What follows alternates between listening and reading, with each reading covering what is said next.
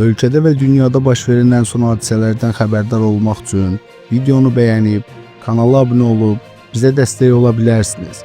İndi isə keçək xəbərə.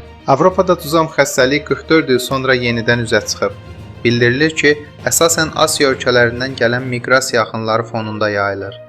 Tuzam xəstəliyinin əlamətləri hansılardır? Azərbaycanda da yayılma riski varmı? Nələrə diqqət etmək lazımdır?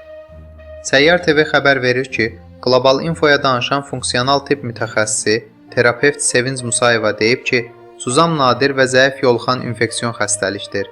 Xəstəliyin əsas əlamətləri dərdə hissiyatsız, açıq rəngli ləkələr, uyuşma, sinir zədələnməsi və əzələ zəifliyidir.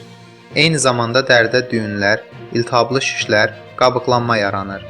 Qulaq seyvanı, diz və bilək kimi nahiyələrdə dəri qalınlaşmağa başlayır. Bu xəstəlik müəyyən problemlər yaradır. Məsələn, əl, ayaq və üz hissəsində hissiyyat itir. Əzələlərdə zəiflik, o cümlədən iflicə səbəb olur. Ümumi əlamətləri qızdırma, halsızlıq, iştahasızlıq və yuxusuzluqdur. Terapevt bildirib ki, tuzam asan yoluxmur. Qısa müddətli sosial təmaslar, ictimai nəqliyyatda olmaq və gündəlik əlaqələr risk yaratmır. Mycobacterium leprae adlı bakteriyanın səbəb olduğu bu yoluxucu xəstəlik əsasən damcı yolu ilə keçir.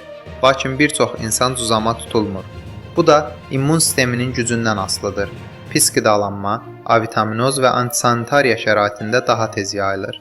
Hazırda Azərbaycanda bu xəstəliyin yayılması ilə bağlı rəsmi məlumat yoxdur və risk çox aşağıdır.